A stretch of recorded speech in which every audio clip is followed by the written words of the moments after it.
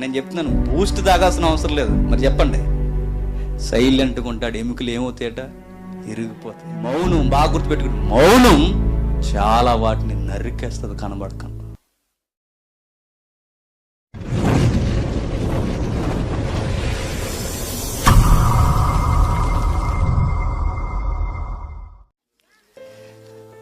సామెతల గ్రంథం 14:29 దీర్ఘశాంతము గలవాడు మహావివేకి ముంకోపి మూఢత్వమును బహుమానముగా పొందును.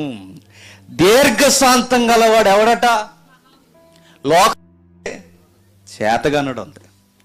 ఒకడు మనల్ని ఏమన్నా అన్నాడు అనుకోండి, ఒకరు మనకేమన్నా, మన తప్పు లేకపోయినా మనకు అన్యాయం చేశారు అనుకోండి, మాటకు మాట, దెబ్బకు దెబ్బ మనం చేయకపోతే లోకం మనల్ని ఏమంటది?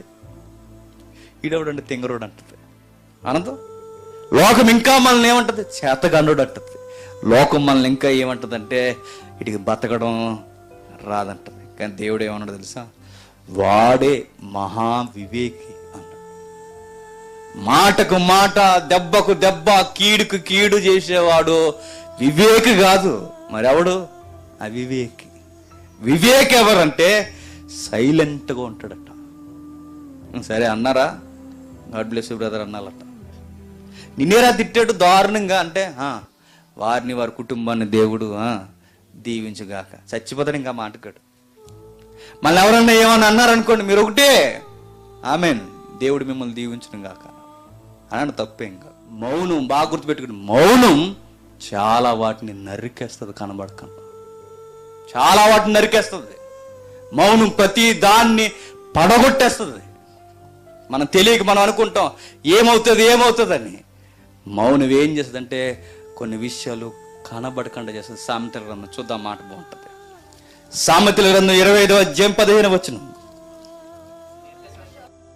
దీర్ఘశాంతము చేత న్యాయాధిపతిని ఒప్పించవచ్చును, సాత్వికమైన నాలుక ఎముకలను నలగొట్టును. నరికేస్తుందట. ఏమందో చూసారా? దీర్ఘశాంతము న్యాయాధిపతిని ఏం చేస్తుంది? న్యాయాధిపతిని ఒప్పిస్తే, జడ్జిని ఒప్పిస్తే దీర్ఘశాంతం సహోదరుని ఒప్పించదా చెప్పండి? మన తోటి బంధువులను ఒప్పించదా చెప్పండి?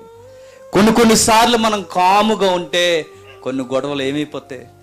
సద్దుమణిగిపోతాయి. గొడవలకు బెస్ట్ సజెషన్ ఏంటంటే స్పందించకుండా మౌనంగా ఉండడమే తెలివైన లక్షణం. సాత్వికమైన నాలుక ఎముకలను నలగొట్టును. ఎవరెముకలు? ఎవరైతే విరోధంగా ఉన్నారో, ఎవరైతే మనకు విరోధ భావంతో ఉన్నారో వాళ్ళందరూ ఎముకలు ఏమవుతాయట? నలగొట్టబడతాయట. అడిగి పిచ్చెక్కేస్తుంది. ఏటి ఏమన్నేటి ఏమన్నాడు? అడిగి మెంటలు వచ్చేది ఎవరికి? అన్నవాడికి. ఎలా మెంటలు వచ్చేద్దంటే ఏమన్నేటి ఏమండని అడిగి మెంటలో ఎవరికి? వాడికి ఏమండాడు రీడు అడండవు. నువ్వు అనుకో అని ఒక రోజు అంటారు ఎవరొకరు అంటారు, నీకేం పిచ్చా అతను ఏమండో, నువ్వెందుకు ఆయన మీద ఊరకెళ్తావు నీకు అప్పుడు అంటారు. ఆ మాటకు మరలా పిచ్చెక్కేది ఎవరికి? వీడికి. ఎముకల్ని సమాధానకరమైన మాట మౌనం ఏం చేస్తుందట? ఇరిచేస్తాడు. నేను చెప్తున్నాను, బూస్ట్ తాగాల్సిన అవసరం లేదు. మరి చెప్పండి, సైలెంట్గా ఉంటాడు, ఎముకలు ఏమవుతాయట? ఇరిగిపోతాయట. నిజమే కదా? మీకు విషయం చెప్పనా? సర్వేగముగా పరిగెడుతున్న ఈ నాగరికత, మాకు తిరుగులేదనుకున్న ఈ అధికార బలం, మత సాందస్యవాదం, వీటన్నిటికీ విరుగుడు ఒకే ఒక్కటేంటో చెప్పనా? కలవరగిరి మీద యేసుక్రీస్తు మౌనం. ఈ ప్రపంచం తలదించడానికి కారణం ఏంటి చెప్పండి? యేసుక్రీస్తు మౌనం. దేవుని పాదాల దగ్గరికి మానవాలు వచ్చి పడిపోవడానికి కారణం ఏంటంటే ప్రభు అయిన యేసుక్రీస్తు గొర్రె పిల్లవలే మౌనం. మౌనం మౌనం. నిజానికి ఆయన ఆర్గ్యూ చేస్తే ఎవడండి ఆయనతో ఆర్గ్యుమెంట్ చేసేది? నిజానికి ఆయన ఫైటింగ్ దిగితే ఎవరండి ఆయనతో ఫైట్ చేసేది?